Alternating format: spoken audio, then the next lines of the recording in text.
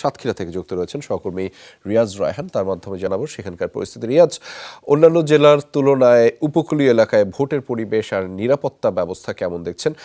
সেখানে কি আলাদা কোনো ধরনের পার্থক্য দেখছেন, এবং সেখানে যে নিরাপত্তা বলয়টি তৈরি করা হচ্ছে সেটি আসলে কেমন জানতে চাই আপনার মাধ্যমে। আপনার শেষের কথাটা আসলে শেষে উত্তর দিচ্ছি, তার আগে যদি বলি যে নিরাপত্তা বা এখানকার ভোটের পরিবেশ কেমন বা ভোটাররা কতটুকু সংশয়হীনভাবে ভোট দিতে পারবেন আগামী পরশু দিন, সেটি একটু আমরা এখানে এসেছি গাবুরা। আপনি নিশ্চয়ই জানেন যে আপনার বাড়িও যেহেতু আসলে উপকূলের কাছাকাছি, সেই কারণে এটি একেবারেই বাংলাদেশের এখন পর্যন্ত বাংলাদেশের ইতিহাসে উন্নয়নে যে সুষম বন্টন হয় না তার উন্নত প্রমাণ হচ্ছে গাবুরা নিয়ে। জুস রাখতে আমার পছন্দ স্টাইলিশ ও ফুড গ্রেড আরিফেল চক, জুস রাখার জোশ চক, যেটি একবারে বাংলাদেশের সবচেয়ে দক্ষিণের জেলা, সাতক্ষীরার সবচেয়ে দক্ষিণের একটি ইউনিয়ন, সুন্দরবন উপকূলের একবারে পাশেই। আমরা একটু এখানকার কয়েকজন ভোটারের সাথে কথা বলতে চাই।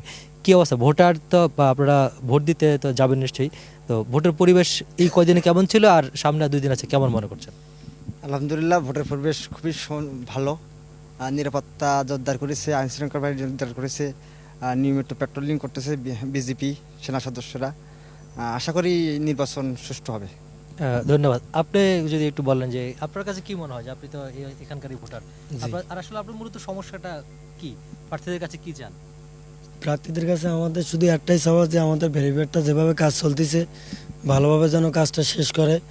আর দ্বিতীয়ত হলো আমাদের এলাকায় চিকিৎসা কোনো ব্যবস্থা নেই বা কোনো হাসপাতাল নেই, প্রাথমিক চিকিৎসার জন্য আমাদের উপজেলা যেতে হয়। ধন্যবাদ।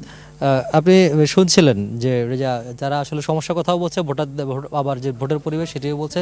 তবে তারা চান, যারা যেহেতু জনপ্রতিনিধি আসেন, জনপ্রতিনিধি শুধু নির্বাচনের সময় যে প্রতিশ্রুতিগুলো দেন সেটি শুধুমাত্র প্রতিশ্রুতির খাতা লিপিবদ্ধ না হয়ে যাতে বাস্তবে সেটি প্রতিফলন হয়, সেই প্রত্যাশা করেন এই দক্ষিণাঞ্চলের মানুষ। সে প্রত্যাশা রয়েছে এবং সেখানে ঠিক 4টি আসন রয়েছে, যে 4টি আসনই খুবই গুরুত্বপূর্ণ, এবং সে সাধারণ মানুষের কথা শুনছিলাম আপনার মাধ্যমে।